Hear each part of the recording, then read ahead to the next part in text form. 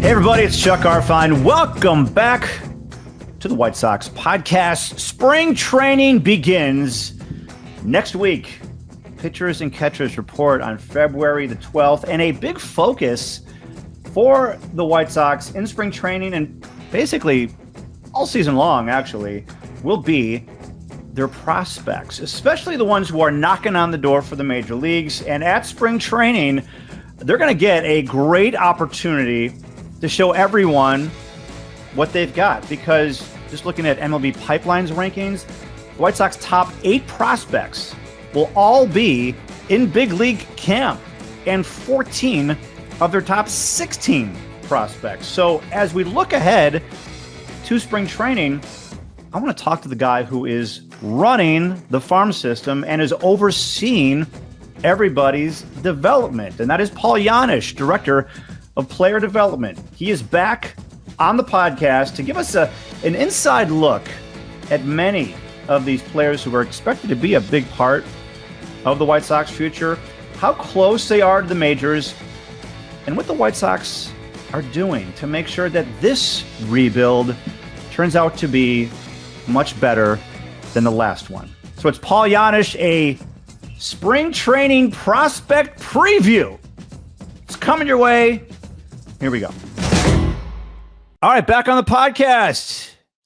Paul Janish. Paul is in Arizona. He's at Camelback Ranch. How are you doing? How is Phoenix, Arizona on this lovely Wednesday as we tape this? Yeah, no, Phoenix is Camelback is above average right now, Chuck. Based on what I hear about the Chicago weather here of late, it's we are embracing some cool mornings and sunshine afternoons. So everything's going very well. We got a bunch of guys here on site working, ramping up for camp. So everything's good. Yeah, I mean, spring training doesn't start till next week, but you're there. You got baseball things happening. What players are there already, and what kind of work are you guys doing? Because pitchers and catchers aren't due until, I guess, a week from today.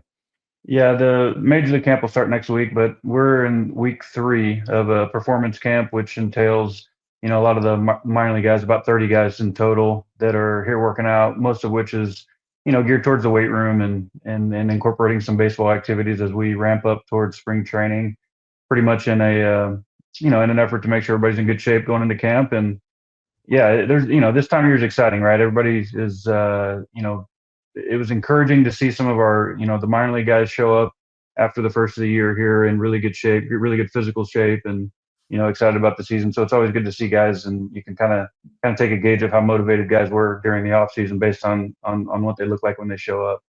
So are we talking like some of the top prospects are there right now? Yeah, we got Big George is here. We got Noah. We got Hagen. We got the 𝗵𝗵𝗹 of the world. So yeah, a lot of the guys that we feel strongly about within the organization. And then in addition to those guys, there's just some guys that are here that maybe live in Phoenix during the off season. They're also just utilizing the facility to train. But it's a good group. At this point we're probably looking at somewhere in between 35 and 40 guys that are on site. And we got this current week. There's been a pretty good trickle effect for the major league camp guys that are just getting here a little bit early, getting ready to go. So your farm system is quickly improving. If you look at 2022, ESPN's 𝗵𝗵𝗹 for one, his rankings in 2022 had the White Sox 30th, last in all of baseball with no top 100 prospects. You were hired by the White Sox in November of 2023, and at that point, just going off of Kylie's rankings, the Sox were 13th. And then the latest rankings last week, you guys had the second best farm system in baseball, 6th in the top 100. Baseball America has the White Sox farm system ranked 4th. So you're on the inside. Describe to everybody what you see from the farm system and the health of the farm system right now. Yeah, I mean, I think ultimately, like what you're referencing, right? Like the pool's getting deeper, right? Like we have a lot of players that we're excited about. There's some obvious top end talent with Noah and Hagen getting ranked number 1 and 2 in minor league baseball relative to left-handed pitchers. We've got a couple of young catchers that are both going to play in the big leagues that we're excited about. And honestly, there's a couple more catchers in the organization that I think have a really good chance to play in the major leagues in some way, shape, or form. So, but the health of the organization is relative to the minor league level is really good. Now, that being said, you and I both know that, these guys are talented. They have good opportunity to develop and to play every day at the minor league level in an effort to get them ready to play at the major league level and be able to hand them off to 𝗬𝗏 and his staff. But there's some rubber we got to put on the road before we're quite there yet. But we are excited.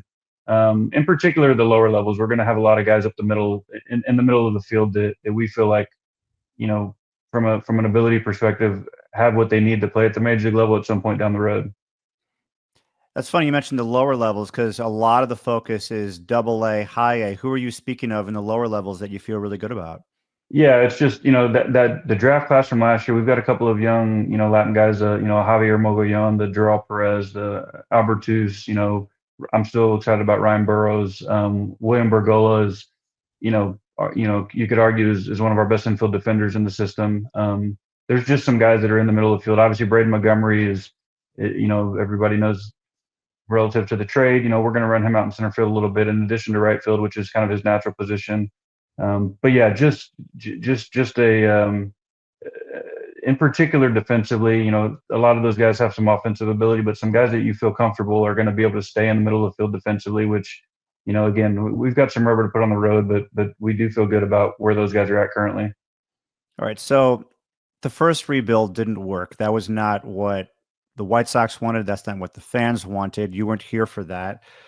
So fans are feeling a little bit of buyer's remorse as they hear us go down this road again. So my question is, how will this be different? What are you guys doing that will make the results be better and last longer this time around?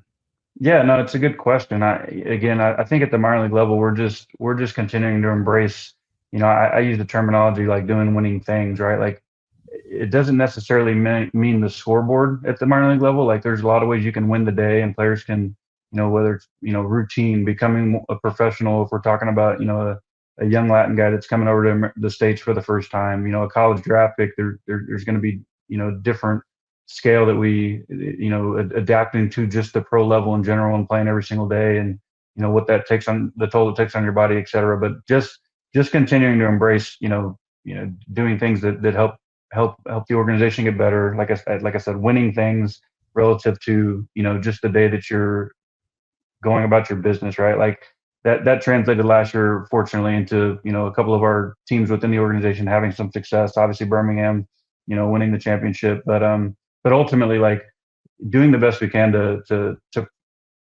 breed competition. We have like kind of the prerequisite, acquisition of talent, thanks to, what Chris and the front office has done over the, last 12 to 18 months and deepening the pool like we referenced. But again, just trying to embrace, look, it's a hard game, and it's, getting to the big leagues is hard. We're not trying to sugarcoat anything. We need guys that are going to show up and be reliable every single day. And on our side, it is hard to get through the minor leagues, and we need the guys that are up for the challenge and that can, number one, have the ability to do it, also stay healthy and have the right frame of mind to get to the next level and perform.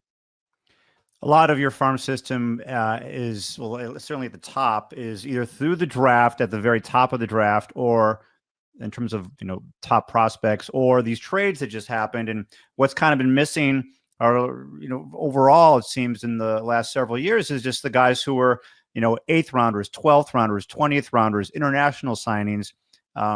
What gives you hope that there is more depth this time around? There's more chances for underperformance, injuries, whatever it might be in the major leagues, that you can say, hey, you know what? We can plug this guy up there. He'll fix this leak, so to speak.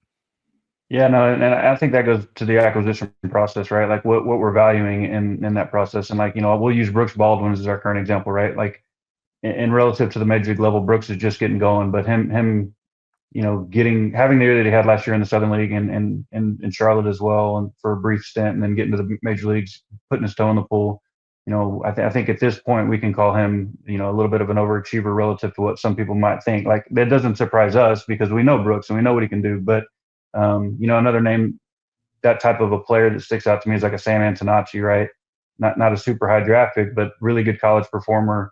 He does everything well on a baseball field, right? Like, can run the bases well. He bats the ball, controls the strike zone, can play multiple infield positions. Some of those types of things. So just trying to create as much versatility as we can, and then continuing to value the things offensively that make productive offensive players relative to the skill set, right? Like not everybody can hit the ball 116 miles an hour over the right center field fence like George Wolko, but like, Riku Nishida, who we've talked about before on the podcast, is also arguably one of our most productive offensive players last year. And so just continuing to help, guys understand who they are and how they can be offensively productive on that side of the ball. And then defensively, just continuing to embrace versatility and really the middle of the field, is whatever we can do to be as strong up the middle as we can. And again, going back to the player acquisition process, that's really being valued. And I think our system is going to show that. I was frankly a little disappointed that Riku was not a part of the big league camp invitees. Can you let Chris know that I'm not happy with this decision? Yeah, I'll share the contact when we get done here. Riku's here on site though, so he's already there. He's here. Yeah, he's here. So he's making his impression felt. Okay. One more thing I want to ask you about overall stuff with the farm system. Then I want to dive into some of these players and the impact that you've seen so far. I mean, okay, so you are a farm director. Chris Getz was a farm director. You are given basically the players, and you have to find a way to develop them and get them ready for the major leagues. And what I saw from the White Sox for many years was you didn't get a lot of help internationally.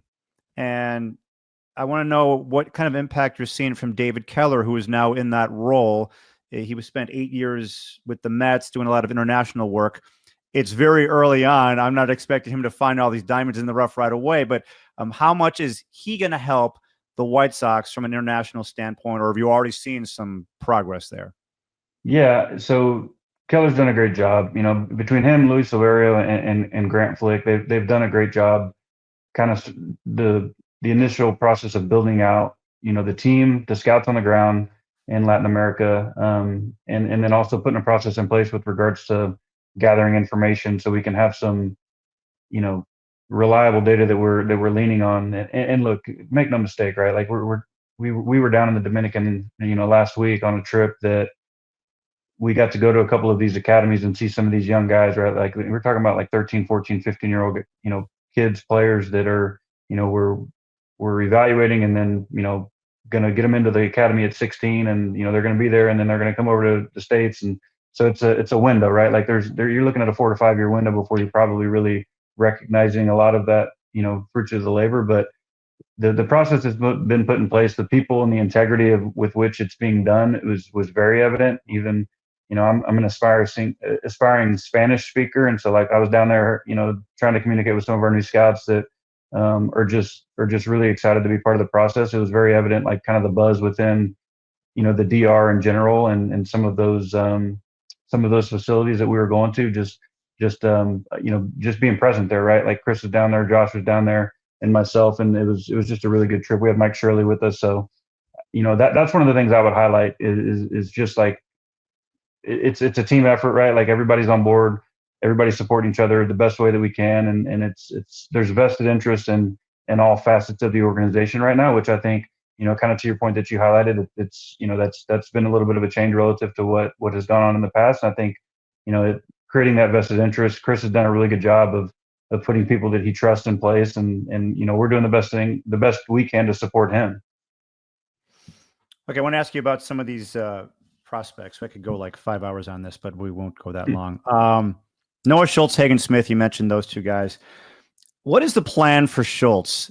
He had 88 innings last year in Double-A and High-A. And is there a scenario where he can reach the majors in 2025? Yeah, I kind of use the terminology loosely, but I'm saying, this year he's just going to be normal, right? Like he's just going to go out there, he's going to pitch every 5th day. And, you haven't seen him yet, but when you do, like physically, he looks really good, man. Like he's put on productive weight. He's, grown up a lot just as a, as a young man, right? Like just from a personality standpoint, interacting in the dugout, et cetera. And so he's going to go out there and pitch. I mean, I would not put any, barometer on what he can or can't do this year. If he stays healthy, man, like, he's going to pitch well. We believe that, it's still, for him specifically, he's still relatively young. Him and Hagen are both 21, and they're still adjusting to pitching every 5th day, recovering, et cetera, right? So like that's still the most important thing, going down that road. I think that it's very reasonable to believe that going into the 2026 season, again, assuming health, that both of those guys have the opportunity to be on a major league team and hopefully healthy in the rotation. But in terms of this year, predicting what's going to happen, I don't know. We're going to do the best we can to keep him healthy and keep him consistent and see where the road leads. Just in the short term, I'm looking forward to him being in big league camp and facing major league hitters in spring training. How much are you looking forward to seeing that yourself?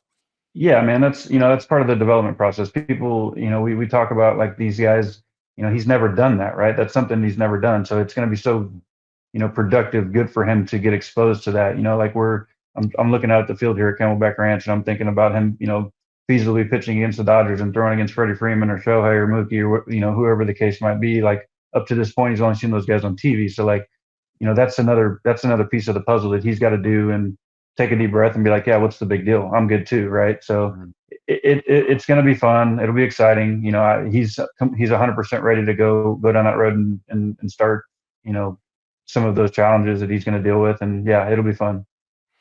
And he is maturing. During Sox Fest, I sat down with him and we did like a 15-minute interview. It hasn't aired yet, but about a year ago, I wasn't sure if Hagen Smith could do a 15-minute interview, and we sat down. I'm like, oh, this is going great. He had a lot to say, a lot more to say, and that just showed there's the development on the field, but then there's the development just as a person, and I think that is happening for him as well.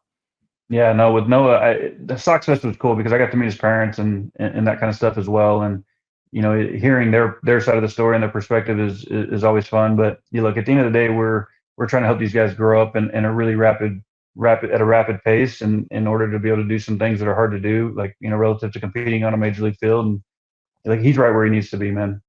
All right, so Hagen Smith, 2 weeks younger than Schultz. What has impressed you about him? Sox obviously drafted him in the first round last year. He spent some time in high A, so you've been around him. What's your big takeaway from Hagen Smith? Yeah, outside of the fact that, just a good old boy from Texas, which I can appreciate. He's just a businessman. Like he really likes to compete. I know his college coach as well. Obviously went to Arkansas and, pitched in the SEC at a really high level for a few years. But that's it, man. He just wants to be good. He wants to get you out. That's what sticks out is the competitor, right? He's not a super vocal guy, which obviously we're okay with. He's about going out there and competing, and in this current landscape, that's not always the case. So we're going to continue to foster that and embrace it, and honestly just let him be who he wants to be, and do the best we can to help him understand how to stay healthy throughout the course of a professional season. Colson Montgomery, I'm really impressed with how he is being frank and just candid about his season. He's not hiding from the expectations, his struggles last year, and he's like, bring it on. Comes to Sox Fest. No, he's going to get asked all these questions. Well, why didn't you make it to the major leagues last year? And he explains, hey, maybe I got ahead of myself. I was, thinking I should be there, and why am I not? And now he's had an opportunity. He has an opportunity to potentially break camp or at least get to the major leagues this year. What has he shown you in his maturity and his ability as a shortstop to play in the major leagues? Yeah, another guy that has just impressed me, in particular through the struggles of last year, and really honestly the way that he ended last year and coming out to the fall league and playing well. And he, like I mentioned, he's on site right now as well. Just got here a couple of days ago and physically looks great. His mind is definitely in the right spot to come in and compete. And it's just an exciting time for him. You know what I mean? Like I agree with you. He's been very, very upfront, and just he knows he didn't swing the bat as well as he can last year. I don't think that's a big secret, but he's doing a really good job of looking forward. Like he really believes he's going to be a good major league player, as we do. And honestly, that's a huge piece of the puzzle. Like for him to believe that, and but at the end of the day, it's a competition, and I know Will has referenced that in the sense of he's going to get his opportunity, and we'll see where the chips fall. But in terms of where Colson and the headspace that he's in, and physically the shape that he's in, it's as good as it can be, and he knows as well as all of us that he's going to have to go out there and perform on the field, and the rest will take care of itself. But it's an exciting time, and you're right. You do have to give him a lot of credit for the way he's handled himself. So there's Braden Montgomery, who came over in the 𝗵𝗂 trade, hurt his ankle, a big injury. How is he doing so far? Where is his running at right now? Yeah, so Braden's in a great spot. He's here as well. He's working out and doing the stuff. I would say he's probably at like 90 to 95% in terms of running. He's super close. Now I will say he's a highly motivated individual as well, and we're probably gonna have to do a good job of spring training of just helping him understand, despite having a bunch of new eyes around and wanting to impress, which he's going to do over the course of time. There's no rush on that front, but he's borderline completely healthy, if not completely healthy, and I think there's going to be very little that we have to worry about relative to health in camp. And yeah, physically, again, when you get up on top of Braden, it's a strong, fast, impressive guy. Again, we're just looking forward to giving him the opportunity to get on the field, because at the end of the day, he hasn't played a game yet, right? Professionally, so we're all looking forward to that, as he is as well. Yeah, so he hasn't played a game professionally, and yet he was invited to big league camp, and which obviously shows your confidence and belief in him. I wonder if you can kind of take us into the discussion, because I'm assuming a bunch of people, you guys all get together and say, okay, who should we invite to big league camp? What went behind the decision? You know what? We want Braden in this group here as well. Yeah, I think that speaks to what other people say about Braden. And when I say other people, I'm talking about even going back to like his college coaches and the pre-draft stuff that you do to evaluate the character of the individual, and just really believing in that character, right? Like, I think it's safe to admit, like, he's not making the major league team this spring training, right? But giving him enough credit to understand, like, he can come be in that environment and take it all in and appreciate it, and also like show what he can do, right? Like, there's an element of having to perform as well. But so yeah, I think a bunch of that kind of stuff went into it, and at the end of the day, we're all hoping that he'll be a piece of the puzzle down the road. And so yeah, starting to get them exposed to what that looks like, I think is really what that comes down to. He's got a great arm. Used to pitch through like 97 miles per hour, something like that. And you said you're thinking you guys are going to like give him some run in center field. What's behind that decision to kind of add another position to him? Yeah, I just think again, going back to the versatility piece. I just think it's valuable. I think long term, in theory, if he's the offensive type of player that we think he can be, like, the ability to go over there and play center is just it's important. It's valuable. In a world where you want him to stay in the lineup, and maybe the other matchups on a given day can only play the corners, and his ability to do that, I think, just helps him and us down the road. And it's just one of those things from a development standpoint that for me, it just makes sense. So you're clearly locked in with the minor leagues. The White Sox make that trade with 𝗵𝗂, and you get all these four players in return. Talk about Braden Montgomery, Kyle Teel. Were you aware? How much were you aware of him as a player, as a competitor beforehand? And what was your reaction when you found out he was a part of that trade? Yeah, we knew who he was, right? Went to UVA. It was exposed to him a little bit at the college level, and just kind of knew he was the type of player that he was as much as anything. I think it's impressive that he played multiple positions in college prior to catching. The thing that sticks out again is the energy, right? Like the makeup, the want to play the game hard. I think that it's pretty evident what Chris and the organization is valuing with regards to some of those types of guys that you're hoping that can come be a part of a core major league team in the short term. But that's what sticks out to me. And then my limited experience in person now with Kyle over the last couple of weeks has not changed that. He's you get up on top of him and talk to him, like, you can feel the energy. He's a good kid. He articulates himself well, and it's I'm excited again to get him in. At the end of the day, he's only played one full season, right? Like, he obviously performed very well last year, but it was his first full season. Relative to that position, there is still a lot to acquire, I think, and he's up to that challenge. But yeah, we're fired up to have him, man. He's the kind of player that, he just shows up, and you know what you're going to get every single day. Chris spoke about his athleticism. He's a catcher. He's played other positions. Do you see him playing some other positions during spring training and even this season to kind of become more versatile? And if so, where would he be, in the outfield? Yeah, I think that's a discussion we'll have to continue to have. Being frank, like we don't have that, necessarily conversation. We haven't had that conversation just yet. At this point, he's going to catch, and we're going to try to continue to develop on that front, to be ready to do that at the major league level, which again, as we can agree, is asking a lot of a young player. Now, I want to be clear too. Like, I don't want to sell him short with his ability to swing the bat and play different positions potentially down the road. That's obviously extremely valuable. I grew up in Houston, being an Astros fan, and I think �cri𝗵𝗹 type player, right? Like that type of a situation. But at this point, look, we're excited to have Kyle. We're going to continue to develop him as a catcher. There's obviously a ton of value there. His energy, the offensive ability is super intriguing. And look, we're just going to try to help facilitate his opportunity to be ready to play when the time comes. Another guy in that trade was 𝗦cie𝗰𝗶𝗹. He's on the 40 man. And he only was in Double-A last season. Clearly, you guys are high on him. Have you had a chance to be with him at all yet, or is that still to come? I haven't met him in person yet. I have spoken to him on the phone a couple of times. He was also aiding my Spanish acquisition of knowledge. But really good kid, like you mentioned. He's super talented, man. Like, it's I don't want to use the word sleeper, but like, because they thought very highly of him. But he's swinging this stuff. He's still, he's 22 years old. So he, again, just getting going. To your point, he's on the 40 man. So it's, assuming health, and we're really excited about him. I mean, it's getting him into the program, with 𝗵𝗍 and 𝗦cie on our side in the minor leagues. We'll get to know him and see what makes him tick. And, again, just try to help him be the best version of himself. But it's a real arm for sure. Okay. Speaking of which, Grant Taylor.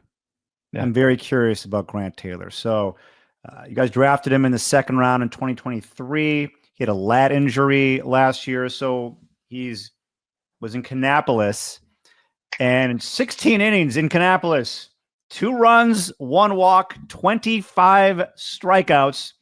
This is a special arm. Where is he at, and where is he headed? I mean, he's at Camelback Ranch right now. Now, Grant's super talented as well. Like you referenced, he's had some injury issues the last couple of years. And when he was healthy last year, he pitched really well. He came and finished the year in the fall league. In terms of like where he's going to start or whatever this year, we haven't quite gotten that far. We are excited about him. He's healthy currently. He feels, as good as he has in a little while after a productive off season. He's, it's, in terms of stuff, like, it's as good as anybody, man. It really is. We just have to continue to help him understand how to stay on the field and, be productive and from that facet. But again, the thing that sticks out to me with him is the competitor. He really, really likes to be on the mound. He really likes to get guys out. And so, yeah, in terms of ability, in terms of like what the future holds, it's really going to be a function of him being healthy, which we're going to help him with. And, but yeah, excited about it. Just another guy that, you start talking about guys that can pitch in the major leagues and they can have success. He's one of those guys that's, the stuff is never going to be the issue with him. It's, that piece will take care of itself. Yeah. And he's invited to big league camp as well. Was that a borderline? Like, is he ready yet? Or was it pretty much a consensus? Like, yeah, it's time. Let's see what he can do in this minimum amount of appearances in spring training, just to kind of give us a barometer of where he is right now.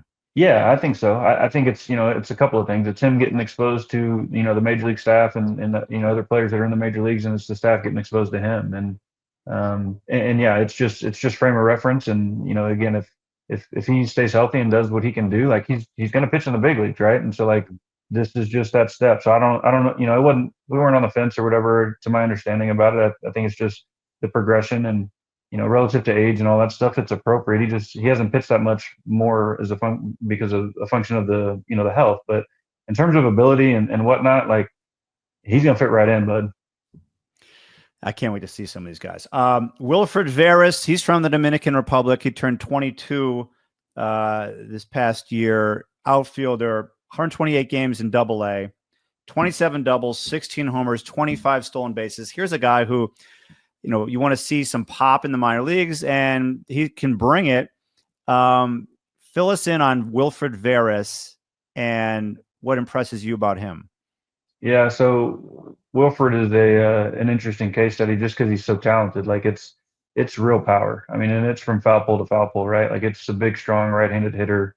You know, if you're thinking like a Nelson Cruz type, setup in terms of the offensive profile, we are trying to help him with controlling the strike zone a little bit better, right? Like with that power comes some swing and miss and some chase. And, the thing that I give Wilfred a ton of credit for is the aptitude, right? Like he wants to get better, right? Like he is receptive to, coaching, to instruction and those types of things. And, we saw that last year from, the second half of the season. If you really look at some of the peripherals, he got a little bit better with regards to controlling the strike zone. And, but yeah, it's exciting. He's a sneaky good baseball player too. Like you mentioned the stolen bases, like he's a plus base runner. He's not the fastest base runner, but he's a really good base runner, extremely high level awareness on the field in terms of just, what's going on the field, where to throw the ball, as the outfitter, making sure he's throwing to the right bases and those types of things. It's because we get enamored with some of the offensive ability, some of that other stuff kind of slides under the radar, but he's a sneaky good baseball player. And again, like he played all season in Birmingham where they won the championship, right? Like he was hitting in the middle of that lineup. If you look down the stretch and seeing some of the guys getting some of the big hits down the stretch to drive in some big runs, he was doing that. And if you ask some of the pitching coaches on the other team in the playoff run, like they would tell you, like, hey, we're going to do our best to not let him beat us. So I'm excited about Wilfred being in camp. I think it'll be good for him, again, to be exposed to it. And again, I go back to the competitor. Like he wants to be good. He really, really wants to compete at the major league level, and it's up to him in order to give himself that opportunity. Yeah, you talk about his plate discipline. A lot of the guys that you guys are acquiring already have that a part of their game, like Chase Mydroth, Kyle Teel, etc. And here's someone like Wilfred who hasn't really had it. He's also very young. For the guys that don't have it, and this has been a big problem for the White Sox in their minor leagues and over the several years, that a lot of guys just don't have that ability. How tough is it to teach that, or is it not as tough as we might think?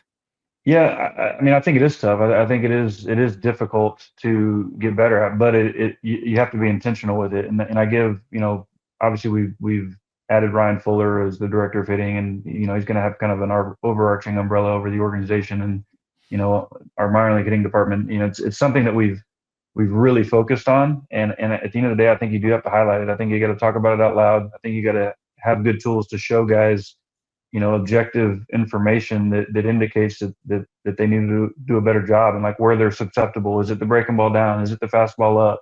And helping them understand some of those things, and also admitting that it is hard, right? Like we talk about, like hitting's as hard as it's ever been, just because of the prevalence of velocity, and the pitching side of the game is probably a little bit farther down the road, just with regards to pitch design, et cetera, and being able to highlight and exploit weaknesses of hitters. But I do think you can get better at it. I do think it's difficult, for guys to make big strides in short periods of time. But yeah, like Wilfred was actually one of our better examples. Like I said, the second half of the season, he had better peripherals relative to what he's done in his minor league career. And but again, it is difficult, and I just think you got to have guys that want to get better at it. Okay, I want to ask you about one more player. Also, any under the radar players that you haven't brought up that you're really high on? And we've got some interesting coaches, former White Sox players who are going to be a part of spring training with you. And I want to ask you about that. But Peyton 𝗵𝗹 𝗟𝗏, how do you say his last name? 𝗵𝗹, yeah. Peyton 𝗵𝗏. Started at Arkansas, second-round pick in 2022, and you guys turned him into a reliever last year, and he dominated in Double-A. Can you talk us through how that all transpired and why Peyton as a reliever fits him better as a starter? And I mean, looking at it, this guy could be in Chicago right out of camp. Yeah, I mean, it was a really compelling adjustment after he went to the bullpen last year. I wouldn't say that, it's completely there's no way he ever starts games again, but it definitely agreed with him moving to the pen. And part of that thinking was he was, he had struggled a little bit, starting last year specifically. And, we were just looking. It really was a function of getting him on the mound, more frequently. That was really it. It wasn't necessarily like limiting innings or anything of that nature. We were just like, look, let's get him on the mound more frequently, and whether it's 2 or 3 innings twice a week, kind of thing. That was the initial thought. And I mean, look, the results were what they were. I mean, he is a hard nosed guy that, again, I think that coming out of the bullpen maybe agreed with him more because it was gave him the ability to kind of empty the tank, right, as opposed to trying to ration his energy over the course of 4, 5, or 6 innings. And the stuff ticked up, and again, he pretty much had his way with everybody the rest of the season. And so came out to the fall league, pitched well, and again, he's here on site as well, and physically looks great. I know he had a good off season, got married, and yeah, I'm excited about him and his opportunity as well. One thing I will say about Peyton is he believes in himself, which, again, relative to that type, if he does end up being a leverage bullpen guy or whatever the case is, that's a big factor in that. So he's a good athlete. He can do a bunch of things, hold runners, etc. Field his position, all of some of those things that are ancillary variables in addition to the stuff. And yeah, so I mean, he's got himself on the radar. We'll see where the season goes. Yeah, whenever I have you on the podcast or someone like Ethan Katz, I'll always be like, well, these are my thoughts, my questions, and who have I not brought up that is on your mind? So who's an under the radar, or who are some under the radar guys? And you don't have to necessarily be under the radar. Just who are you looking forward to seeing that I haven't brought up, saying, boy, this guy could make a jump this year, or he's going to impress some people? Yeah, I don't love highlighting specific names, right? Like I do look out for the whole system. I get it. Yeah, I am excited about, what I will tell you is I'm excited about, the I'm going to use the word vibe, right? Like the vibe that we have going on here at Camelback currently in January, right? Like there's expectation this year. Like we're gonna through the staff to the players, like we're gonna do the best we can to create more expectation and expecting to play well and expecting good things to happen. And we've referenced like the deeper pool, right? Like, and I tell the guys it's equal opportunity in the sense that if you get the opportunity to go on the field, you need to play good. And like the guys that play good over the course of time are gonna continue to move up. That's what we're gonna promote. That's what we're gonna highlight. And yeah, so I'm really excited about the state of the organization from a staff standpoint on the player development side, and then in addition to that, the players. But yeah, I don't want to get caught naming too many names because I believe in all of them, and I think, like I said, I think at the end of the day, we don't really care who gets to Chicago and plays good as long as we're getting players to Chicago to play good. Okay. And one last thing, you've got so far 3 former White Sox players who are going to be coming to, there might be a little more than 3 actually. Okay, I'll just let you say who is going to be coming to spring training, former White Sox players, to kind of help out along the way, not spend the whole time there, but just come in and provide some wisdom, knowledge, and perspective and some coaching, so to speak. Yeah, no, we're excited about some of those guys. And, I'll start with your colleague, 𝗦cie𝗰𝗶𝗹 who, he came out during instructional league and put the uniform on, and which is anybody, he looks like he could still lay down a bunt and beat it out and play, right? So we're excited to have Scotty back out. He mixed in with us very well. And honestly, he enjoyed himself. I think he really enjoyed being around the players and mixing it up. And why did you want Scott to be there? I just, again, I appreciate the path that he led, right? Like, so 𝗦cie𝗰𝗶𝗹, White Sox fans remember as the 2005 World Series champion, right? Like he's leading off and playing in the big leagues. Well, he didn't do that until he was probably 27 or 8 years old. Mm-hmm. And then obviously still had a very good major league career. But, the path that he took to get to the big leagues was unique. And I appreciate that. So like the want to, and like, the way that the lens that he looks through is different than what, some major league players was. And, and that translates into, selfishly to our staff on the player development side, and then also to the players. And, at the end of the day, he's got a player's mindset and he's got a heart for players. And that was evident. It came out. And so, yeah, we're going to try to continue to trick him into coming to hang out with us as much as we can. Who else is coming? Yeah, so we'll have 𝗦cie𝗰𝗶𝗹 in camp again. Oldie but goodie. He does such a good job, in particular with our Latin guys, pitchers in particular, obviously. But he loves being out here, and he actually went down to the Dominican during instructional league and during the instructional league we have at the academy down there. And he just does such a good job for he does not for the type of career that he had in the games that he pitched in and et cetera, like he is one of the more humble guys that you're going to be around. It's really impressive. So we'll have him out again. And then we're going to have Scott Linebrink, who's, again, another tremendous human. He lives outside Austin, Texas, and he and I have had a relationship for a long time. And, we got connected again. So we're going to bring him out and get him back affiliated with the org in that fashion. And, some of the guys that live here in Phoenix, Paul Janish, who at Sox Fest, when people were asking, the people's favorite White Sox ever, Janish was like 80% of those answers. So I'm going to give him a little bit of a hard time about that. But yeah, we'll get him back out here as well. Yeah, because he comes around every once in a while, but he hasn't done much like working with players, has he? Is this going to be something new? Yeah, we had him out during draft camp last year, and he's got a really good relationship with 𝗟𝗍. He's obviously got his own family and his sons in high school playing baseball. He's super involved with, but yeah, we're just trying to dose him, right? Like we're just going to get him in when we can, and I think he did enjoy himself, and if you really get him locked in, Chuck, and get him talking about hitting, it's really good stuff. It's really good content, and so I think we both benefit. I think he likes talking about it, and I think obviously our players and our coaches benefit from hearing it. I've seen him at work because it was a few years ago. We went and did a story. It was him and where's my brain? Oh my goodness, I forgot who he's doing it with. It'll come to me in a second. Another player. He was managing his kids' little league team. He was obsessed with it, loved it. And I mean, it was just feeding that hunger, not just the hunger. Baseball's in his blood, and he's like giving all this amazing wisdom and perspective to a bunch of 12-year-olds. I'm like, which is great. But I'm like, boy, at some point you can do this. What's that? He's passionate. Yeah. And oh my God, where's my brain? Former White Sox reliever. I see his face, and I cannot believe I'm forgetting who he did this with. Hold on. I can't stop the podcast without me saying his name. He was a reliever on the Sox. I'm just happy that the Rolodex ends somewhere, Chuck. I thought you were immortal with regards to White Sox lore. No. As I'm getting older, my brain cells are either decreasing or I just don't even know. Hold on a second. I'm going to look this up.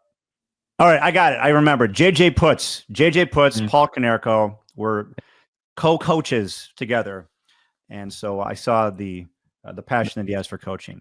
Hey, Paul, thanks for coming here. Group of 12-year-olds. If those two were the coaches, that was a fortunate group of 12-year-olds. I know that I stood out there going, these kids have no idea how good they have it. They have two former major leaguers coaching them.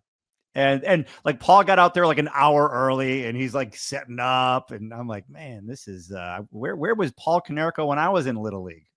Why couldn't I have him as my coach? No offense to my coaches back in the day. All right, hey, Paul Janish, thank you so much for your time. I'll be out there in spring training at Camelback Ranch next week. Looking forward to talking to you and seeing what's ahead for these prospects. Looking forward to it. Yep. No, thanks for having me, and yeah, look forward to seeing you when you get here. Okay. Paul Janish, White Sox Director of Player Development. 𝗏ci𝗄𝗹 𝗟𝗏, take it away. All right, all right, Chuck. This edition of the White Sox podcast is over.